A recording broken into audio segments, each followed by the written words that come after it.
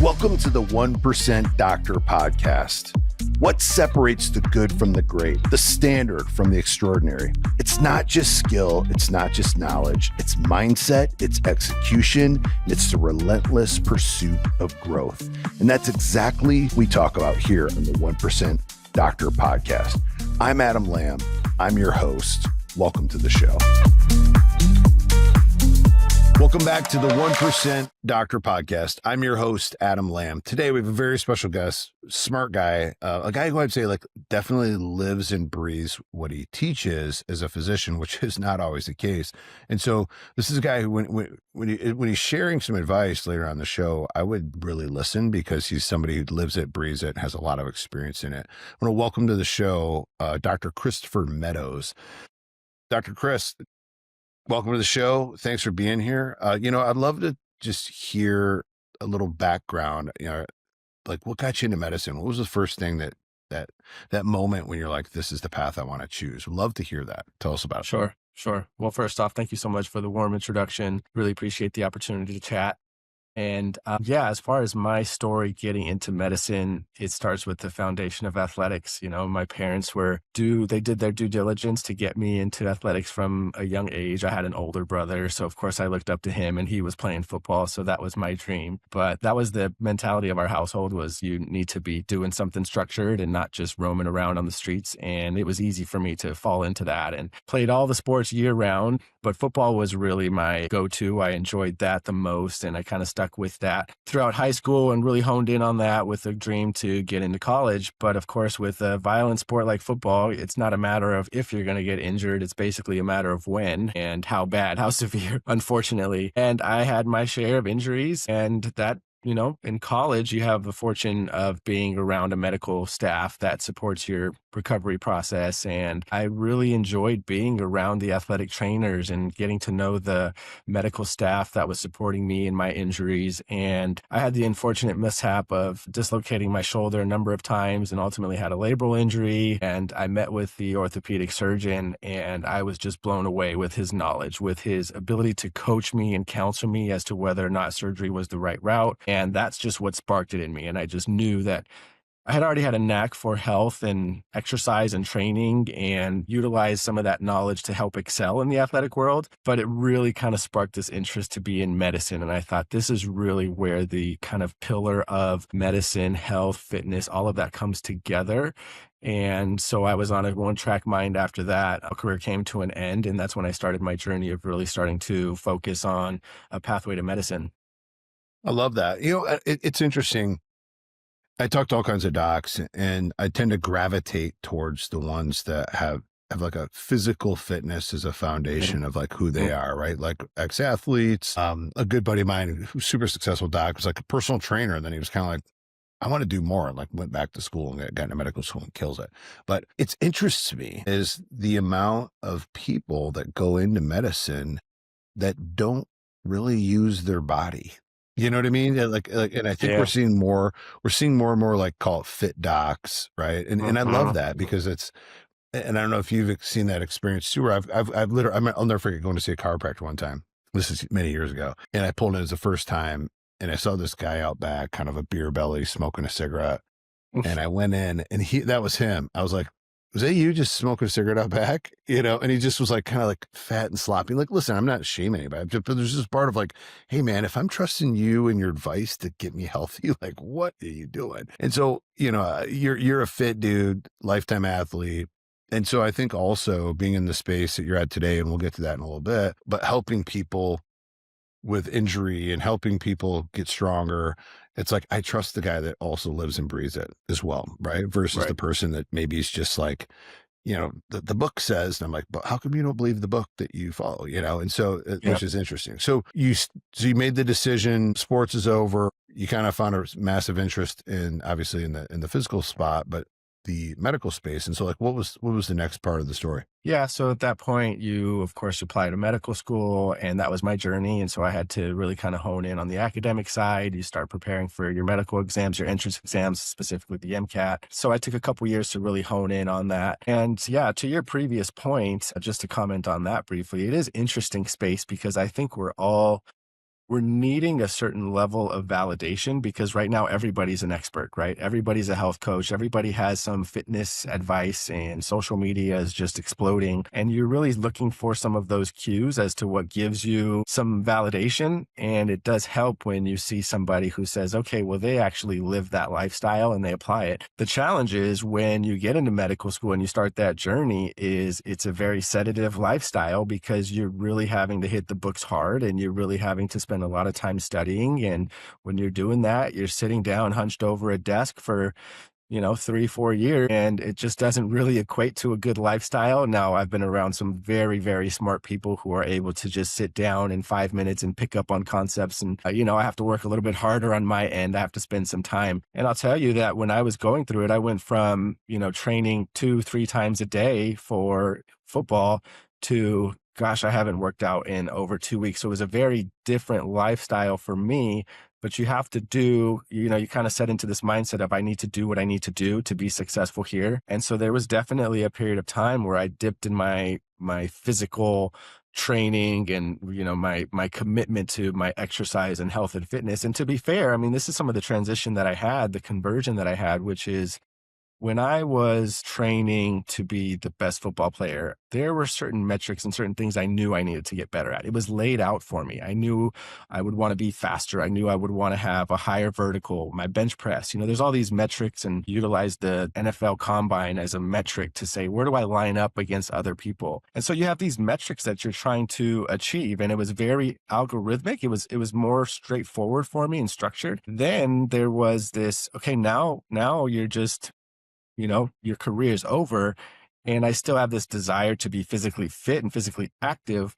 But now I'm uncertain of what is it that's going to really move the dial? What are my metrics that I'm working for now? And that's a very different conversation because now if I'm thinking about maintaining health and maintaining my physical fitness throughout life and all the conversations around longevity and what are the metrics of longevity, that was a period of time that I didn't know how to navigate that. And so I knew that I should probably go to the gym, but it didn't have a clear outcome or clear direction as to why and what I would even do in the gym. Right. And that's a conversation about most of us are just doing what we've been trained in high school. And again, that's going for a specific direction and specific goal for performance on the field.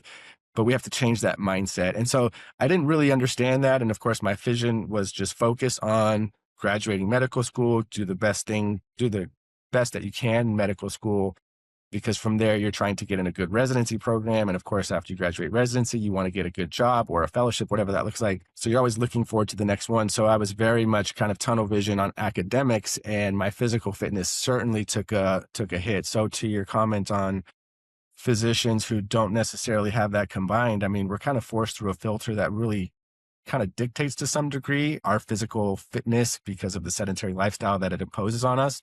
So you really have to be active and intentional with maintaining that if you want to continue with the active lifestyle through the rigorous training that it employs. Yeah, I totally agree. But I think also just kind of to back into that comment was like, you have been a lifetime athlete, right? So like physically using your body was something that you did. And like you said, and I love that there were certain metrics, right? And I Mhm. did similar thing too. And then, even getting to my early 20s, like I worked out, but like if I'm being honest, it was like for the ladies, right? Like I want to look good, feel good, and probably the dudes, right? I want to be the guy in Mhm. for small, tight shirt, looking Yeah. flex and good at the bar. And it was funny. I'll never forget this. When I got married, one of my buddies who did not work out, who was clearly not shape, he comes up to me, he's like, "So you gonna quit working out now?" He's like, "Because you got married." And I was like, "No, why would I do that?" Right? He's like, "Well, what are you gonna do now?" I was like, "Well, I don't know, maybe I'll get into bodybuilding." Right. And so and so that again went back to clear metrics. I knew what I was eating every day, every time. Like, I could tell you what I'm eating at 2 o'clock. I could tell you what I'm eating at 6 o'clock. You get Right. in just detailed prep, which I think helped me become a successful entrepreneur because really big things are built in the boring details, right? And so it's like for example, like running out and playing football is kind of more fun than like going to the gym and doing like the you think of like rehab exercises. Oh my gosh, it's the most boring thing in the world. But it's so important, especially I'm 40, I'll be 46 next week. And so like I know that stuff is so important. So like when I go get up out of bed in the morning, it's not like like was I in a car accident or was I sleeping? And so, but doing a lot of those things, it matters. And so I think going back to what you said is, and there's a time and a place, right? So it's like you're a lifetime athlete. Maybe your identity was rooted in being a football player, but the reality is you're still an athlete, and I believe you're still an athlete today. And but there's a lot, like I was saying, there's a lot of physicians I think that have never really used their body. Like they were just really book smart. And so because they were book smart, they decided to like, what's the highest level of, I can achieve from a school standpoint? And that becomes medicine versus some docs that are like physically in tune with their body and going to medicine. There's a difference of like knowing your body and physical performance and adding the medicine, understanding kinesiology and all these sort of things. It really, I think, makes, in my opinion, a better physician. But going back to the medical school stuff, yeah, man, you're right. Like there's, like for me, I've been working out for 30 years. I'm not going to quit working out. As long as God gives me the power, I'm physically able, I'm going to do it because it's part of my identity, right? So exercise is part of my identity. But like I just ran for office and won my election, and that was a grind. And I was like, I need to get elected November 4th. And so every single thing, including my family, we had a family meeting. Hey guys, I love you, but you are not the top priority for the next 90 days. Dad's got to win this election. And I won and crushed it, which was awesome. But same thing is like, dude, I might have gone to the gym for 20 minutes 2 times a day versus the 3 or 4 times that I prefer to do. And my meals were not as clean. I'm eating some junk late at night or something. I'm making poor decisions, knowing though that I was like, look, this is temporary. This is not who I'm becoming. Like I had this joke, I'm not going to become the fat politician. And so like, it just being cognizant of it and then like getting back out of it, right? Giving myself grace. But had you never identified with being an athlete, never identified with some structure about how you treat your body, the food you consume, and then maybe you go into medical school and that even creates an even more sedentary mindset. And I think some people potentially don't come out of it until maybe they're like late fees and all of a sudden they need the medical care because they haven't taken care of themselves, even because they've been so focused on taking care of other people. And I've had a few docs do that where they hit this like mid-40s crisis. Their health's out of shape. They're, like their stress, anxiety, like they've just never really stopped to like check on themselves. And I still think that being athletic and physically connected to your body is going to help you be more mentally connected to your body as you're listening to things. And I think it makes you a better physician. It's just in my experience. So let's talk about, so you get out of medical school. What was your path? And then we'll get into like what you're doing today. So talk to me a little bit about that. Yeah, I mean, I always well, first of all, congratulations on your victory. That's Oh, really impressive, and there's so much to unpack there with how I would imagine that the structure and, like you said, you pay attention to the little things, right? It's the little details, and you carry that over with not only your exercise routine, but you carry that over to how you approach business and how you've approached your election. The build up to the election and how you ran for that position. So that carries over to so many. So there's so much to unpack there, but as far as my story, because I had a passion for movement and exercise, I maintained that throughout my medical training, and that helped me to get into the field that I practice today, which is physical medicine and rehab. So I went into a residency program, and that's where I really focused on physical medicine, which is this idea of training or I should say, treating the body in a more physical approach and thinking about quality of life from a mobility standpoint, because really a big part of being human is your ability to move and your ability to perform physical duties throughout a daily life. So I treated a lot of patients with neurological injuries who have unfortunate mobility impairment, but we learn to regain that function or alternatively find workarounds, if you will, to try to maintain a good quality of life. But it's all about mobility and function and quality of life. And so through that, I had a really strong background and training in musculoskeletal medicine. We learn a lot about biomechanics, the muscular system, the skeletal system, the neurologic system. So it fit right into my wheelhouse of all the things that I love and put all things together. Fortunately, I mean, there's a lot of talk about how doctors don't get a lot of knowledge around exercise and nutrition, but I would argue actually that's probably specialty specific because I did have a fair amount of that. We talked about nutrition because some patients who have neurological injury cannot eat. And so, how do we fuel their body to maintain adequate nutrition status? We talk heavily about exercise and exercise therapy. This is physical medicine. So, exercise is a huge part. So I was fortunate that I had a really strong foundation in that. And so that led me into my practice today, which is predominantly treating musculoskeletal conditions and, learned how to do a lot of ultrasound, looking at the tissues under ultrasound, which gives me a huge advantage for diagnostic purposes and of course procedural purposes. Just put perfectly for me and my lifestyle and the interest that I have because I have patients who come to me and say, "Gosh, I would love to be able to work out at the capacity that I know I'm able to, but this shoulder just keeps bothering me and that limits me." And so there's a lot of parallels with how I treat. And this is to your previous point that I understand the desire to continue to want to work out, this desire around longevity and health and fitness. And so I help patients to return to play, if you will, and to get back to function and get back to those daily activities. So it was a great marriage for me. Yeah, and I think some people's goals might be, hey, I want to get back on the golf course, or hey, I want to get back on the bench press. But some people's goals are, I'd like to be able to go upstairs. I'd like to be able to get down on the floor, play with my grandkids, and get back up, right? And I think I work with a couple PM&R, so physical medicine and rehab, right? As Got it. doctors.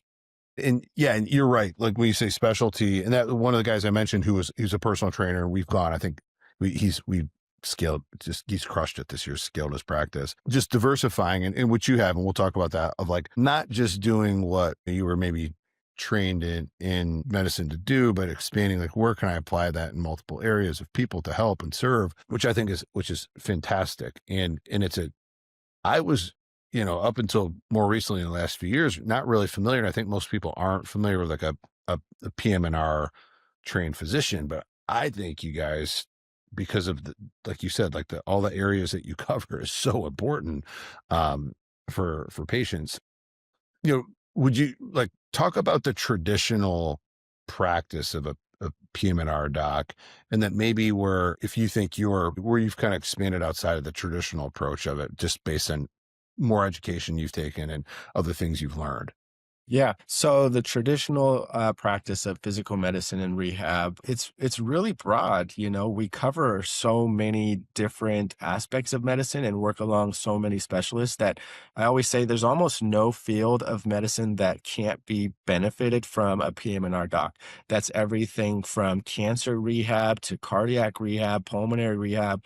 I mean, we're ingrained in all of these different silos of medicine, and we really bring that all together. And there's also an inpatient side of that. There's an outpatient side. So it's really broad and kind of hard to pigeonhole. But the predominant nature of injuries that we deal with are going to be neurologic injuries and musculoskeletal injuries. So you train and get a heavy dose of patients that have had spinal cord injuries, traumatic brain injury, stroke, amputees. And then again, it gets into patients that have had MIs and have heart failure or COPD, lung cancer. So it's really covers all of those. And so we partner a lot with specialists within each of those fields. We understand disease pathologies. And what happens, the typical route for a patient who gets a diagnosis of a chronic disease, they see a specialist in that realm, and they're oftentimes given the options of maybe a procedure or some medication to support the halting of the disease. But not a lot of people talk about options for reversal of disease or what happens after that. I've seen a doctor and here's my specialist and this is what they said I should take. And that seems to be where most of traditional medicine stops. But not if you're partnering with a PM&R doc, a physical medicine and rehab that really focuses on the recovery aspect. What happens after that? How are you now living with disease? How is disease impacting your quality of life or your daily activities? And how are we going to now transition away from that? And so patients who have had maybe an MI, myocardial infarction, heart attack, are they limited now by their activity, or how do we now subsequently prevent the next one, And so we span across all of that. And so I did several years in inpatient rehab where I was working with patients who have had stroke, and we're doing neurologic recovery. We're helping the brain reheal. And then my practice has subsequently focused into the musculoskeletal. But as I mentioned before, we still get and talk heavily with patients around exercise because we're thinking about patients that need to withhold the standard of, the ACSM's recommendations for physical activity. So how do we match that for a patient that now cannot move their lower extremities because they had a spinal cord injury? So we're thinking about that because cardiovascular disease is still a factor that we have to fight against. A patient that has an amputee now because of a foot wound, and again, trying to make sure they're reaching their exercise potential. And this is a really sentinel event for me, which I had the pleasure of working alongside a PM&R doc who he himself had a spinal cord injury. And he was also very much ingrained in health and fitness, and he was worried about his cardiovascular health.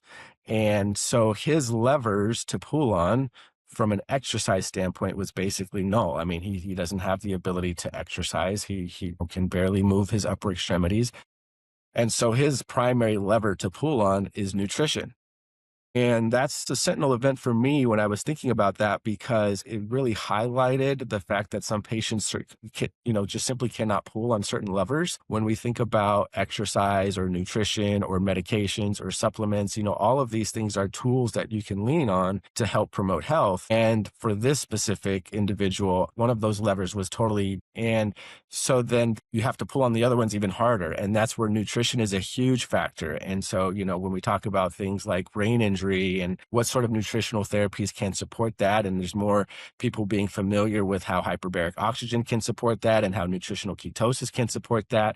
And these are things that we are pulling on and having those conversations with our patients because we need to pull on those other levers even harder such that we can get maximum improvement and recovery and quality of life at the other side of that. And so, again, we're able to have higher level conversations about things like nutrition and utilizing some of these quote unquote non-traditional approaches to medicine to help support health and recovery.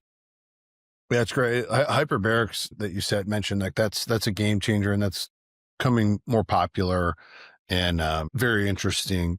What are your thoughts? Do you do anything with regenerative medicine in the space? And what are your thoughts on some of that? And what sort, regenerative medicine can be pretty generic for those that aren't super familiar with speeding up and recovering maybe from potential injury.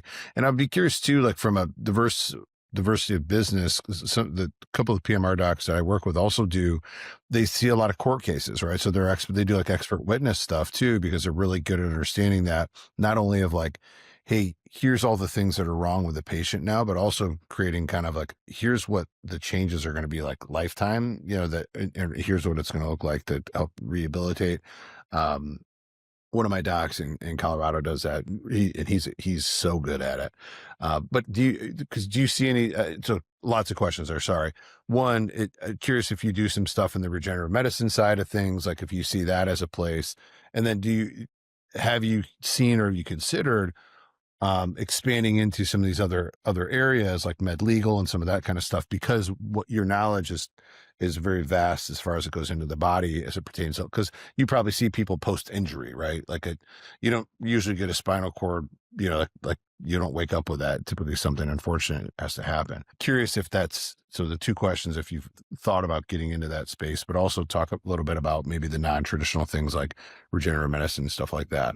Yeah, absolutely. So good questions. And regenerative medicine is really the future. And that's where I'm really starting to put a lot of effort and focus into.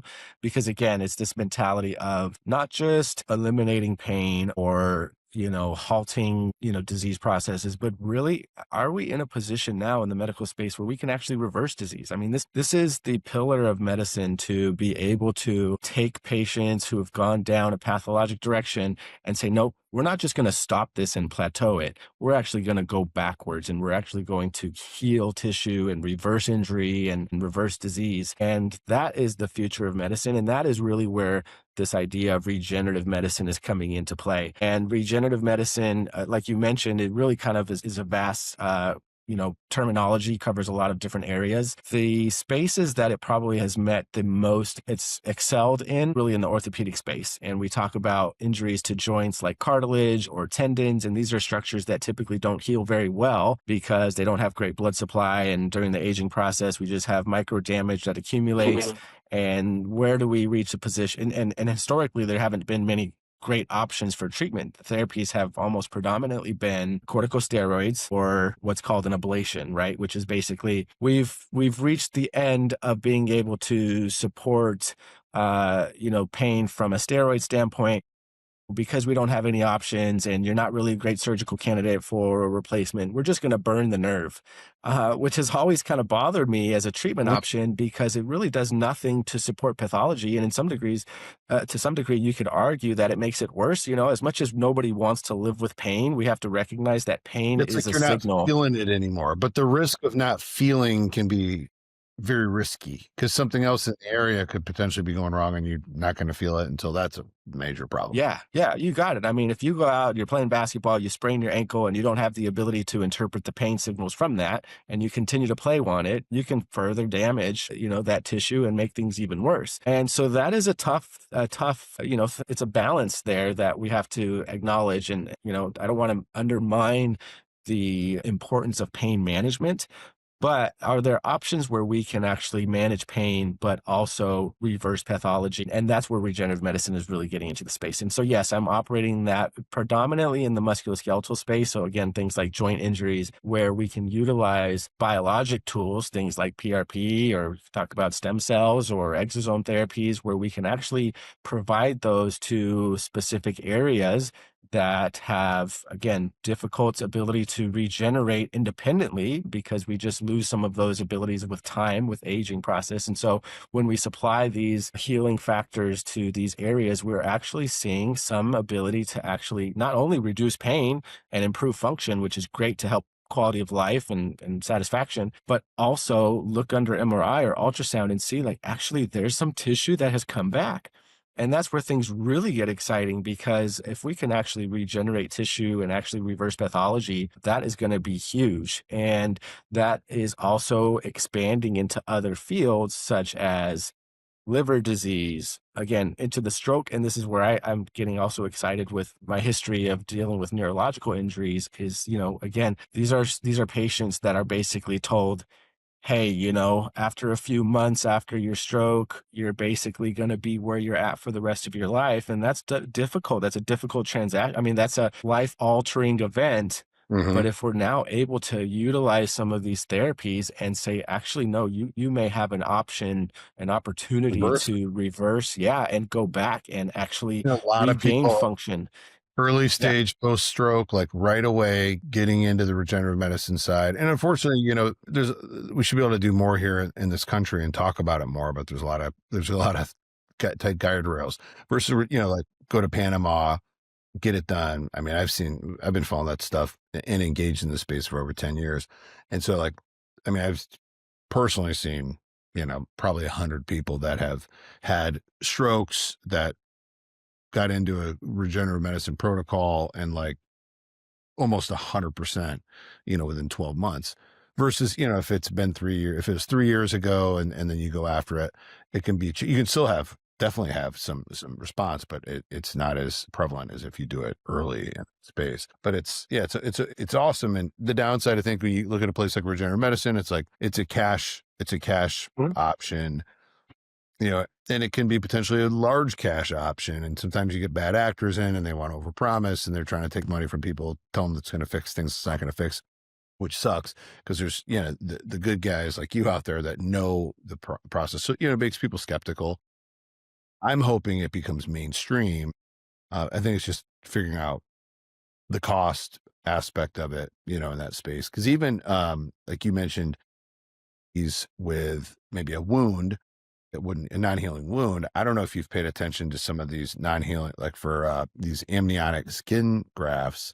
Holy cow! I mean, you're talking patients with a wound that won't heal for 18 months, healed in 7 weeks, and that's a placental drive, and they're expensive. The reimbursement's pretty high on them, but and I know Medicare is kind of attacking it right now, but it's crazy when you go out of this non-traditional, like even the cortisone steroid shot, like there's a time and place when those are great, right? But they kind of drifted into being like the gold standard for chronic pain, which it's not designed for chronic pain. And so I think it's designed for acute, like get the shot, pain's gone, let's rehabilitate the thing. So it's an interesting space. I love it. I think regenerative medicine is definitely the frontier for healing, and it's probably going to challenge some industries in that space. But at the end of the day, I think it's all going to move into that direction, which is super exciting. What do you think? Any big takeaways? Like if someone was listening right now and they're like, "Would regenerative medicine work for?" Like anybody that might be listening, you could share some advice or ideas or how they go about it. I know you're located in what, Idaho. Right on the board. I'm in Spokane, Washington, Oh, but yeah. we also cross boundaries into Idaho a bit. Yeah, I fly into Spokane and I'll go up to actually got an email today from my buddy up and he's in Priest River, like outside of Sandpoint. So Sandpoint's one of my favorite places in the world. Beautiful It's area. about an Yeah. hour and a half north of you guys in Idaho. So you're in Spokane, okay. So like, but if someone's in your area, they could come see you. But what would be some conditions too? I know we talked about, we say like neurological, like sometimes like almost like dumbing it down, I think, for the patient, which I've been great at just because I'm not that smart. And so, what are some reasons that people would maybe consider coming to see you for something? Obviously, like knee pain, back pain, some of those kind of things. But what are some other things that someone might consider they haven't yet to maybe come see you for regenerative medicine? Yeah, yeah, and this good questions there because on the broader picture of how to navigate this space and who is it that you can trust and what are the realistic expectations. I think whoever you see as a provider, you're going to want to ask those questions of like what are my anticipated outcomes. And in addition to the fact that when I have these conversations with patients, I tend to not imply that any of these treatments are going to be a replacement for standard of care. There's always going to be a standard of care for stroke. There's always going to be a standard of care for, all sorts of conditions, but they can certainly serve as an adjunct. I predominantly treat patients with musculoskeletal conditions, so I'm almost exclusively in the space of treating joint pain. So if you have a shoulder injury, rotator cuff injury, labral tears, osteoarthritis of knees, meniscal tears, so that's a large area. However, there's going to be a huge degree of expansion, and it's already happening where patients who have had, other injuries, and I think it's probably going to hit the rheumatologic space first. It's hitting everything as we talked about, some cardiac and pulmonary diseases, but rheumatologically, I think is a huge space that it's going to get into as we see the advancement When of you these say treatments. rheumatology, I'm going to stop you. Go 99% ahead. of people don't know what the hell you're talking about. So let's talk Yeah. unpack what the rheumatology. Yeah. Yeah. Yeah. Thank you for that. Yeah, so we're talking about autoimmune diseases, things like lupus, things like, rheumatoid arthritis. These are So I have ankylosing, and you'll say it better than whatever ankylosing yeah. spondylitis is how I know I'm saying it wrong. Where like my spine is trying to like there was a time where I had some crazy chronic pain and inflammation. And this is what led me into stem cells. I was in Dominican Republic. I'll never go there again. I ate something that caused salmonella that kicked into the salmonella that they believe kicked on basically the autoimmune. And I couldn't figure out what the heck was wrong with me. And I'm just giving you a long story short. But and then doing some imaging, so my back, like it was like it was crazy pain. And this is where I also, from an empathy standpoint, the only thing that made me feel okay was taking like a hydrocodone, right? So I had a prescription and I was like, holy cow, I see how people get hooked on this stuff. Because otherwise I was like freaking miserable, dude. I mean, my wife was dropping me off the front of a restaurant to go in. So in that chronic inflammation, I ended up tearing my Achilles tendon, like not a full tear, like a partial tear. I mean, I had meniscus tears. My whole body was like falling. I thought I was dying. 38 years old, and so I thought I was dying. And and then it was, and this is some of this might sound woo woo, but I talked to this guy, really really intelligent doc. He's like, I think the salmonella is still in your gut because I'm talking 6 months later. I'm still dealing with this, and I was doing all the steroids, all the stuff. And he's like, I want you to take 1,000 milligrams of vitamin C a day or 1,000 milligrams of vitamin C an hour. He's like, until you hit bowel tolerance. And I'm like, what's that? He's like, well, you'll know you'll have to go to the bathroom. I was like, all right, I'll try it. So I ended up taking 14,000 milligrams. Woke up the next day like a fever broke. Like, like after the sick where you're just like, something's different. Like I feel different. he's like, now we got to get you to recover. So, help me put me on a protocol to just kind of help recover. We believe we killed what was left in my gut. And then that's what led me to do regenerative medicine called stem cell regenerative medicine, injection in my Achilles tendon. 30 days later, pain free for the first time in 9 months. And 90 days later, full throttle, sprinting, box jump. I mean, I was back. And that took me into like, what else could we do with it? Shoulders. And again, and not to, give you a hard time about the rheumatology, but with the words is because I understand some of the stuff that like the path, but and that's where I realized I was like, so many of these docs are so smart, but no one knows what the hell they're talking about. I got to help them simplify the conversation so that patients can go, oh wait, that's me, right? And so, but I had that, but we reversed like again going back, cleaning up some diet, regenerative medicine. We did a MRI of my spine, and you could see they thought it was a tumor. Of course, it's like everything's a tumor first. Like, oh, it looks like a tumor in your spine, and that's where like it's not a tumor, but it's the early stages of the. I know I'm saying it wrong, spondylitis. But doing regenerative medicine, like, and I got into peptides. I don't know if you do much into that, but like reverse it. You can't see it anymore. I don't have that pain. I still have that rheumatoid. Some like on bad days, or if I eat bad food or something like that, I can have that like achiness in my body, but you're right. That's where I believe that's the place it's going, because there's almost an epidemic of a lot of these autoimmune type diseases. And I don't know if Lyme's you'd put into that conversation, but definitely rheumatoid, but definitely I think the lupus stuff could be the next wave. Because right now they're just doing what's the main treatment for that is like the almost like For suppressant. lupus? Yeah, it's like immune suppressive. Yeah, different types of immune suppression, prednisone being a big one, and then there's others that go beyond that. Yeah, and so I think, yeah, the regenerative medicine side of like just essentially stimulating and generating more mesenchymal stem cells and some of these other things that can just come in and actually reverse what's going on in the area and in the body is powerful. I mean, that's interesting. So tell me, what do you think you're seeing and so forth there?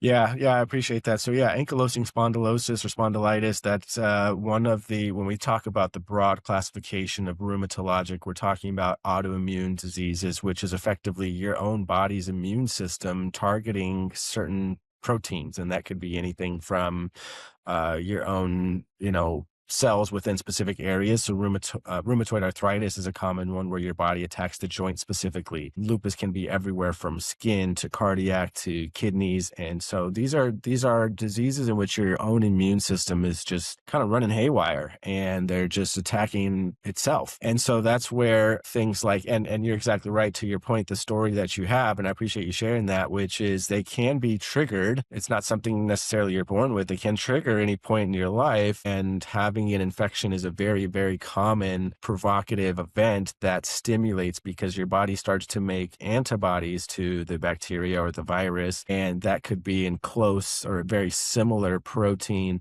to something in your body. And so there's some cross pollination there where your body now perceives normal tissue as being some sort of infective agent. And so it starts to target that. And yes, so regenerative medicine the therapies within that can help support your body's immune system to calm that down. The typical approaches right now is going to be steroids, which are known to suppress the immune system, but you will be dealing with the side effects of these therapies. And prednisone has a large number of side effects. And so if there's therapies, again, this goes back to the mentality of what can I do to not just halt disease, but let's reverse it and reverse the potential implications of that, whether it be from the disease or from the medication itself. And that's where these regenerative therapies have that kind of bimodal approach where it's both effective as reducing symptoms and improving function, but also supporting the regeneration and the reversal of disease processes. And so, I mean, that's just the best route that you can go down. And you saw that personally, where you not only had this autoimmune disease going on, but then you subsequently had an Achilles tendon rupture. And what's great about your story is that typically people would say Achilles tendon rupture immediately to surgery. Sounds like you didn't go to surgery and you were able to manage this in the non-traditional route, which is really great. And we can talk about the peptides as well, because I do think that could be a factor, but this is really the future,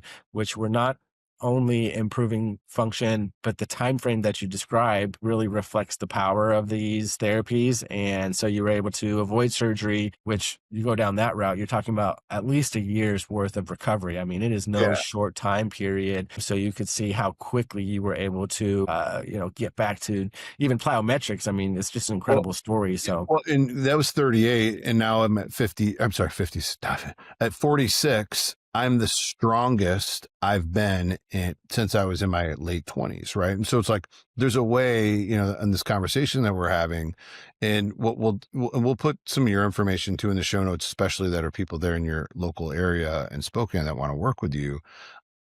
But yeah, like there's a way to like get your body better than it was when you're younger. And I'm in the space, so I get my blood work every quarter. I do hormone optimization. I'm doing peptides. I'm doing regular regenerative medicine.